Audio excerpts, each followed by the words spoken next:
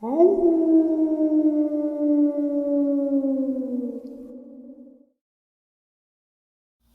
and salutations, everyone. I hope everyone is still doing well, and welcome back to tonight's second half. Before we jump into tonight's second half, a couple links. As you all know, I rely on Patreon, PayPal, channel membership, and the merch to help the channel to continue to grow and go. Links to Patreon, PayPal, and the membership are in the description below. Merch displayed directly under the video. Also, Dogman Frightening Encounters, Volume 1 through 3, the audiobook versions. They were written and researched by Tom Lyons, narrated and produced by me, Jeff Nadolny. Those audiobooks are available on Audible, Amazon, and iTunes, links to which are also in the description as well. And finally, last but definitely not least, if you'd really like to help support this channel to continue to grow and go, simply subscribe. It does not cost you a cent. Click that like button, takes half a second. If you don't want to miss out on any of the informative uploads I put out daily, click that bell icon, and folks, please leave a comment. Why? Well, because all of these things, they really do help this channel to continue to grow and go. And folks, they definitely matter. Now, everyone, I have taken far too much of your time. Let's jump into tonight's second half, shall we? Oh, and don't forget, tonight's Saturday Nightmares live stream, 12 a.m. Eastern Standard Time. So if you're in California, it'd be 9 p.m. I don't know the rest of them, but Eastern Standard Time. I hope to see you guys there. Alright guys, I'm sure many of you are familiar with Andrew Dawson, or remember Andrew Dawson. Many people say that he hoaxed us on TikTok with the video of the giant. Some guy that's got 1 million subs made a video saying, oh, it's a fake, there's actually a structure up there, it's a fake. And said that he couldn't find any of his anything except an announcement of his death. Now, I had actually found out that I found his obituary, I found the announcement, I found the funeral home that hosted his memorial and stuff like that. Also, I 100% believe that he was silenced because of the video he captured. Who cares there's a structure up there? There was still something up there, minus that structure. So, government silenced him. Well, is the government going to do the same to this person because of this very interesting video? They've already tried to silence this guy by putting his TikTok, or shutting down his TikTok account. He started a new one. And who knows? I hope this guy doesn't become the next Andrew Dawson. Check this video out. And we just out here. We're chilling. We're out here chilling.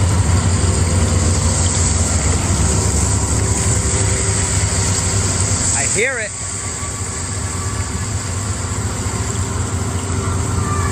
I hear him. Where's she at? What the fuck is that noise, bro? What is that noise? Where are you?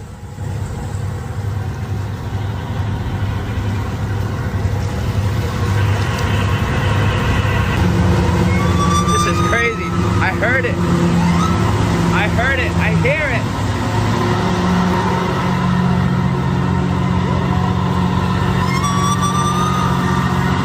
Oh my God. That's crazy. That's nuts.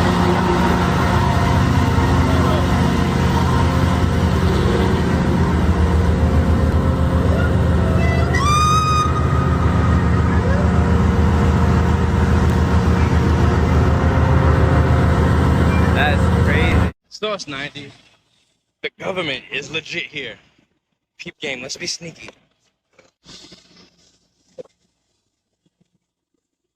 You're gonna be out here doing testing. Testing what? What the fuck are you guys testing? That's what I want to know. y'all know Source 90 has heard certain things out in the ocean, and then my TikTok gets banned, and then the government shows up my boat. It's too many fucking coincidences.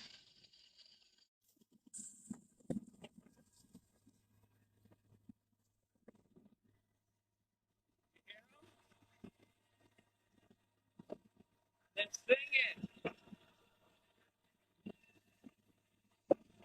I fucking love my job, I swear.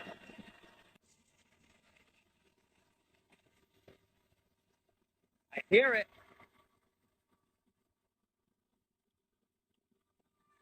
I hear him. Where's he at? What the fuck is that noise, bro? What is that noise? Where are you?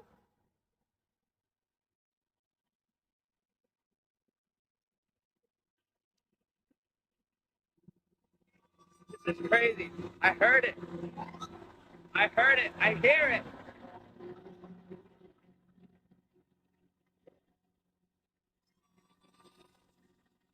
Oh my god. That's crazy. Sauce 9, you know what it is, man. Just finished another fishing trip. Whole fishing trip. Heard no noises whatsoever. Until we got into unload. Peep this video.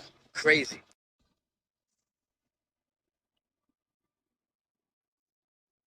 At the docks though? Hey yo, you hear that? I know what the fuck that is. I know what the fuck that is.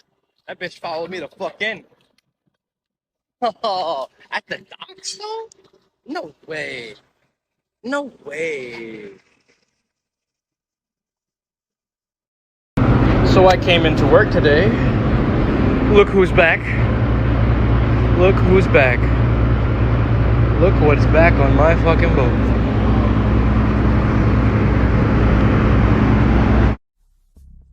Tonight's first encounter. I'm not really sure how to say this without sounding insane, but in my neighborhood there's a creature that lives around the backwoods and lake. I've seen it once and it scared the ever-living hell out of me. It wasn't super late at night, but it was pretty dark and I had to go to the back gate dumpster compactor to drop off trash for my home. Walking up, I saw a funky-looking silhouette by the compactor door. It was hunched over, and I thought it was digging through the trash bag or something. As I got closer, however, I got a view of this thing's back. Raised spine, tight skin, nasty scars and boils all over. I just kind of stood there, and all of a sudden it shot up. I don't know how tall, but a couple of heads on me, and I'm 5'9", and around 180 pounds.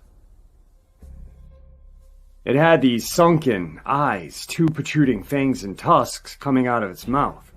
This long, slimy black tongue, which might have been a different color, but it looked black in the dark. And a gash from the top of its head to where I presume the nose would be, like someone had just bashed it over its head. It had these dark red stains all over its mouth region, and out of fear I immediately cast my gaze downward. In its hands was a raccoon, heavily emphasized on was. The raccoon was nothing more than a red lump in its hands, with only the head still really identifiable. It stared at me for what felt like an eternity, then jumped into the tree above the dumpster without doing anything. Guess I wasn't a threat. I haven't seen it since, but every so often I leave something to eat out by the lake for it, next to the drainage pipe opening in the retention pond. Every time I go there, what I leave is gone. So I guess it likes what I left. Good enough for me. Tonight's second encounter is a subscriber Dogman encounter. Hello Jeff, I'm a subscriber of yours, and I really enjoy the recounts of not just your subscribers, but also your personal account. I live in a small town in a small county in southwest Arkansas. I've only told a few people about these events that have happened for fear of ridicule or sounding crazy. I stopped telling it. It was a series of events that happened a few years ago, and feel free to tell it if you want or not. It's up to you. My son has friends that hung around with him in high school, and they were here at my house playing cards, dominoes, video games, basketball at the school near the house, etc. They were here every day, almost, and most nights. One is a football player, one's a basketball player, and 3 of them work for the sheriff's department as I type this. They were all playing basketball at the school, which at the time had no light, and it was dark, so they were playing in the dark except for the far-off streetlight. This was told by every one of them. Keep in mind there is no road behind the school. They all came back to the house huffing and puffing out of breath and scared shitless. I finally got them to calm down and tell me what happened, and their encounter is as follows. They were playing horse in the dark when all of a sudden in the thick brush they heard what they described as a huge dog being ran over by a vehicle, and they stopped playing to listen. Then the bushes started shaking violently, and a light in one of the classrooms came on as they were running away. At 10 p.m., a light comes on, I asked. They were all adamant, so I said, okay, let's go see.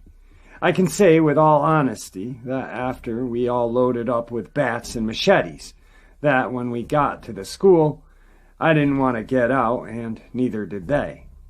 There was like a heavy darkness behind the school, and the headlights were struggling to penetrate. We all got out except for one, and to this day they don't like talking about it. The story doesn't end there either. About a week after that happened, it was a dark night with a crescent moon, and there was a loud howling right beside my house where there are no lights. Some people I know will say dog and wolves aren't around here, but I've heard dogs and I've heard coyote. I spent countless hours in the woods while I was growing up with my 4 brothers and my dad because we did a lot of hunting and fishing or we wouldn't have much meat. This howl vibrated the windows and made the hair on your back of your neck stand up. I turned the porch light on and went out onto the porch, but whatever it was gone. About a month after that, again, it was a very dark night, and there was a howl beside the porch. It was so loud it sounded like it was in the middle of the living room. It had rained the night before, so I thought I would go out and see if there were tracks the next morning. Sure enough, I went outside when it was light out, but still early enough for dew, and found 2 tracks. I wear a size 11, and the tracks weren't as long as mine, but they were almost as wide, and almost the shape of a foot, but different. Wide at the toes, and like a small child's foot at the heel, but no arch, and slimmer than a child's. I put my foot beside them and took pictures, but lost them when I had to factory reset my phone. The story still continues because something happened a few weeks ago that shook me up. At about 1 a.m. I woke up to use the bathroom, and while I was in the bathroom there was a very loud growling outside the bathroom window, like an evil kind of growling and very loud. I asked my neighbor the next morning if he had heard it, and he informed me that he was at work, but the growling had woken his girlfriend up who was sleeping. We haven't seen anything yet, just heard it. But if it looks like it sounds, then I don't want to see it. I'm glad to finally get this out, and I appreciate you giving me and others an outlet to clear the air. Thank you for your time. Today's third part of the upload. Last night I talked about a English podcast, and they were discussing a entity that was spotted out by an airport. They went back and found some deer legs, and they did a little discussion about Old Stinker. I wanted to shine some light on the Old Stinker legend for some of you guys who don't know about it, and maybe just a little recap for those of us who do. Stories of the supernatural terror stalking the wilds of East Yorkshire, England, have been making rounds for centuries. Here there is much lore concerning ravenous werewolves prowling the night, to the point that in Saxon times there were places along the roads built specifically for travelers to come in out of the night and be safe from the ferocious beasts out in the moor and the woodlands. Of the many stories of werewolves going back to at least the 12th century, one of the most notorious was one tale that began in the 18th century of a werewolf called Old Stinker. due to the fact that it was said to have a putrefying breath and was constantly followed by a putrefying cloud of stench. Old Stinker was said to have brightly glowing red eyes and a powerful tail that was used as a weapon, and the lore says it especially liked to wait in ambush along the roads to attack stagecoach and travelers. So far, this sounds very much like mere spooky local lore and legend, probably based on the fact that it was here where some of the England's last remaining wolves roamed, often rooting through graveyards and terrifying the populace. But what if it was something more? The legend of Old Stinker might have faded away in history entirely as the wolves went extinct, but it was thrust out of obscurity and back into the public conscious when in 1960 a truck driver came forward and claimed that his vehicle had been viciously attacked by an 8-foot upright bipedal wolf with glowing red eyes, as he had been driving outside of the town of Kingston upon the Hall, often just called Hall. The creature would apparently smash the windshield of the truck before looping off into the night, and this report would resurrect the old legend of Old Stinker when locals connected it to the old stories. After this harrowing encounter, there were no further sightings of whatever it had been until very recently, when the area of the Hall began to experience a string of reports of encounters with what seems to have been the same beast of lore.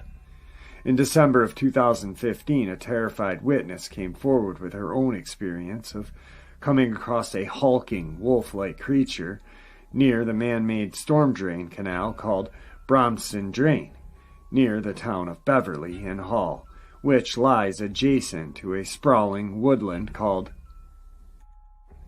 the Yorkshire Woods. The woman said that the estimated 8-foot-tall creature was massive and muscular, and that she saw it go from 4-leg gait to walking upright on 2 legs. She would tell the Express newspaper. It stood upright one moment. The next, it was down on all fours, running like a dog. I was terrified. It bounded along on all fours, then stopped and reared up onto its back legs before running down the embankment towards the water. It vaulted 30 feet over to the other side and vanished up the embankment and over a wall into some allotments.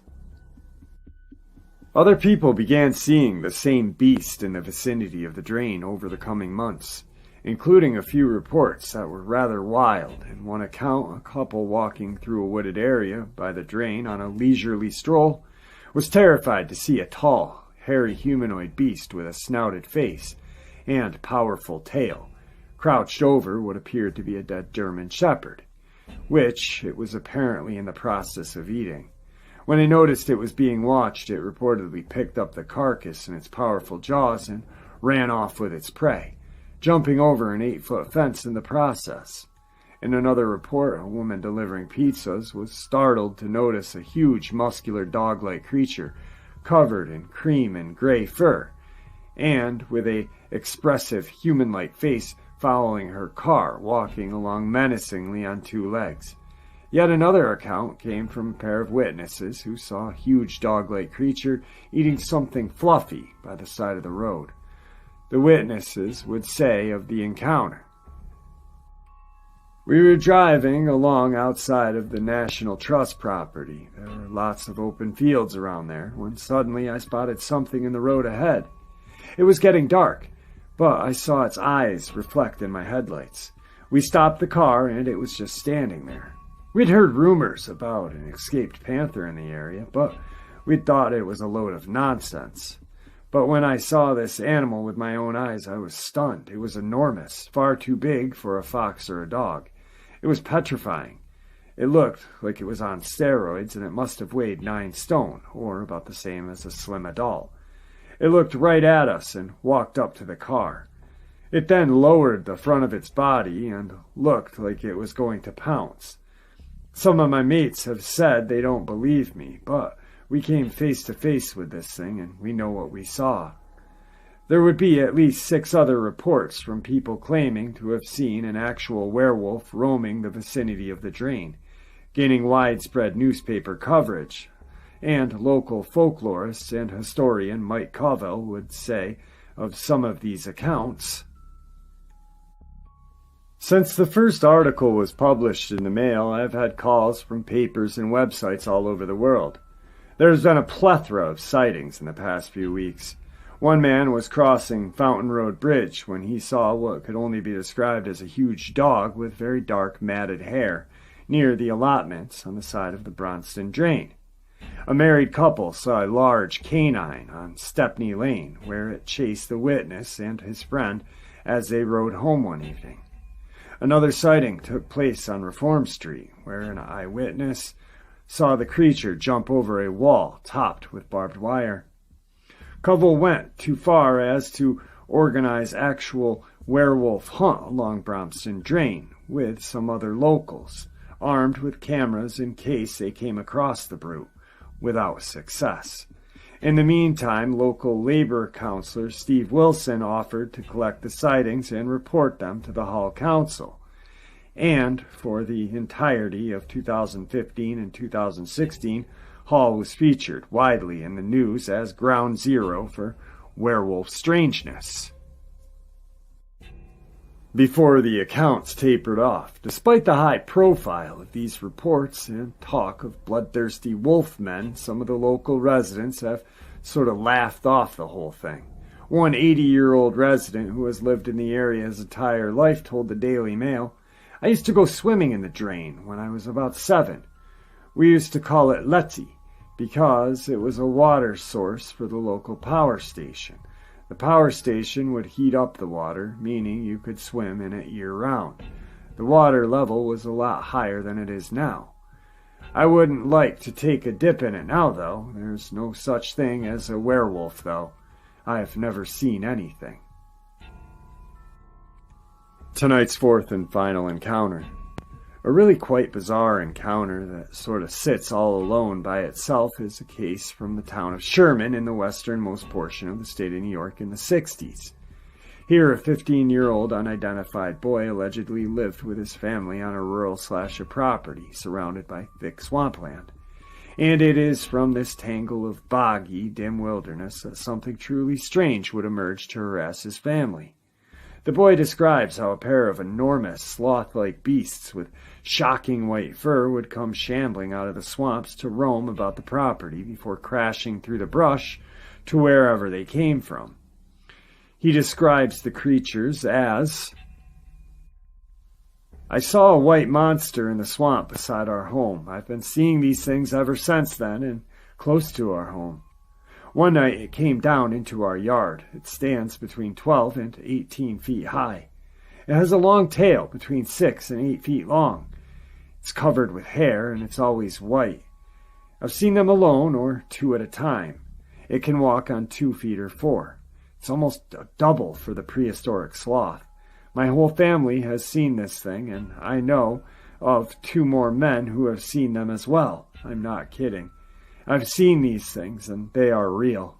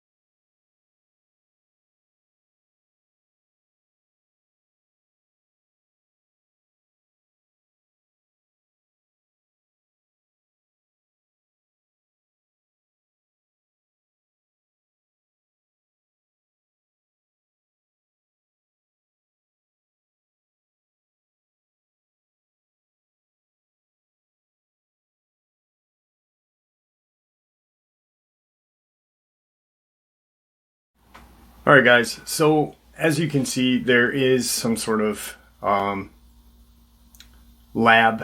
government laboratory testing thing that was put on their boat. And I looked into that, and what they do, the government actually takes like one of those pods and, or similar to, constructs a laboratory for nautical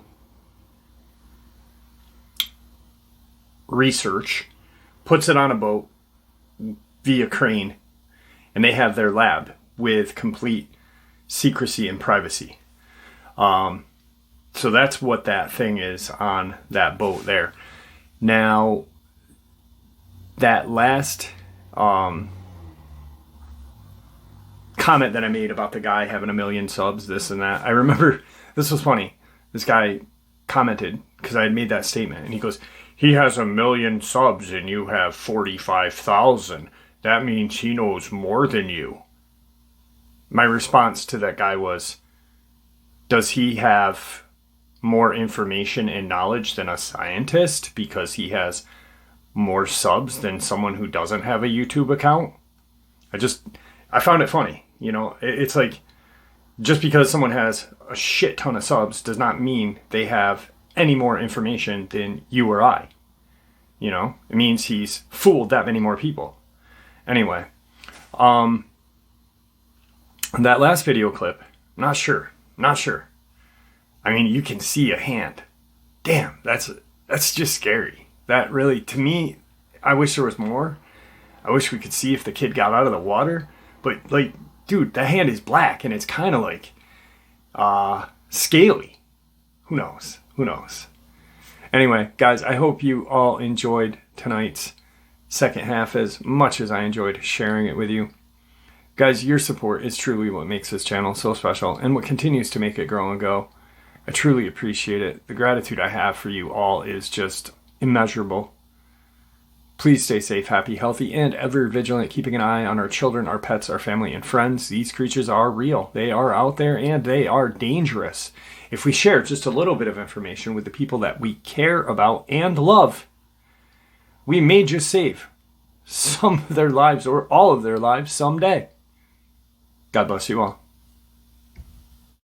I literally just realized that whole ending sounded like some sort of friggin' infomercial.